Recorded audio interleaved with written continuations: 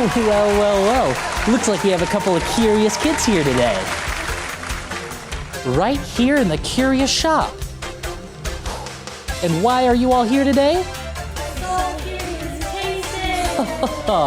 Very good, because today we have a very curious case from a very special guest. Will all of you please welcome Mr. Peanut?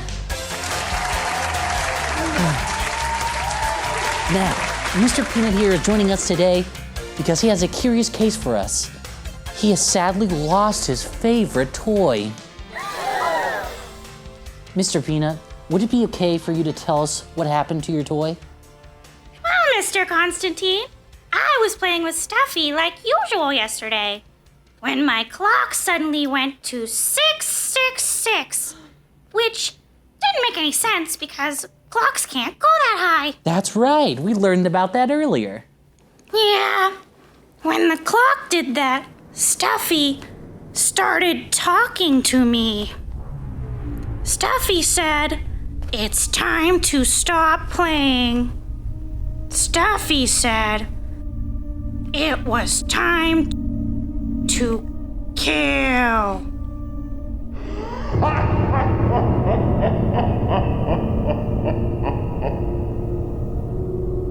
And then I got pretty scared. Oh, there's no reason to be scared, Mr. Peanut. That wasn't really Stuffing talking like that. He wouldn't have gone evil or anything. Why, Stuffy's just possessed by a demon. And you know what that means, everybody. It's time for an exorcism!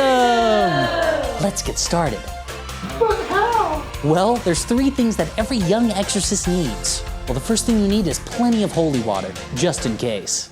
Is it usually in a plastic bottle? Yes. And then, of course, we need a cursed object to store the demon in. And luckily, we have a cursed object right here. Bram Stoker's Dracula, the novel based on the film, based on the screenplay, based on the novel. Oh, but I have to admit, it could look a little bit more dramatic.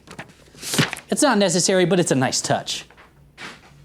Now, a mistake that many young exorcists make is that they just assume that you can only store one demon in one book, but you can actually store as many demons as you want if you go page by page. Just don't do it double-sided. But wouldn't that let more demons out when dumb teenagers eventually read from a cursed book? Well, luckily these days, teenagers don't read as much as they used to, but just in case, be sure to choose a bizarre enough book that they will never, ever pick it up. Mr. Constantine, what's the last thing you need? Well, a cup of water, of course. It's always important to stay hydrated.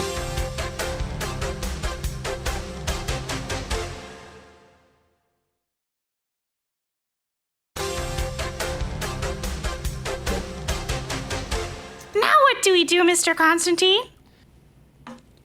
Well, it's simple. To banish an ancient, demonic force from beyond, you have to learn its name. Huh? The main thing about any exorcism is communication, as well as any other problem. You see, there's always a reason why a demon is trying to possess something that's not theirs. And I know for one that we've all had times when we've tried to possess something that isn't ours and done some pretty mean things to keep it. But with the right words and the right cursed tome, you can solve any problem and come to an understanding. Understanding of what, Mr. Constantine? An understanding that all demons belong in hell. All right, let's get started.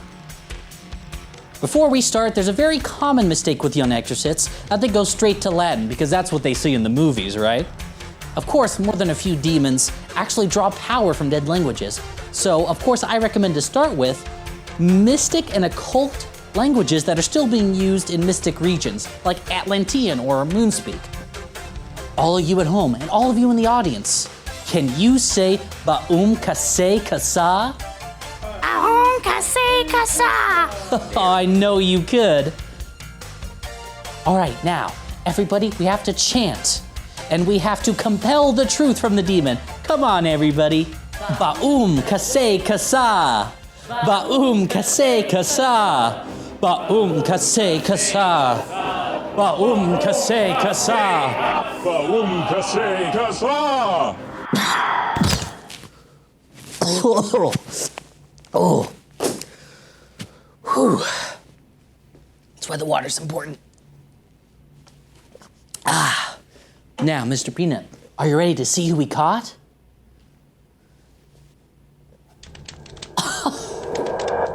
Okay, everybody, guess who? It's someone we've had on the show before.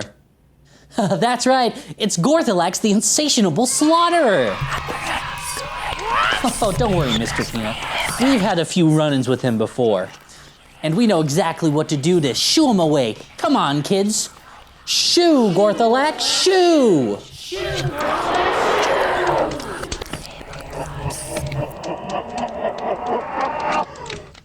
We did it! Hooray! Mr. Peanut has his favorite toy back, and we've solved the curious case.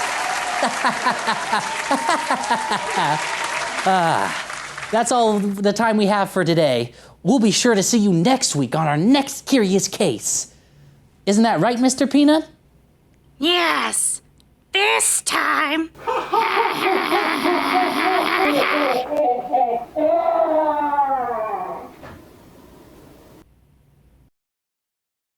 Oh dear.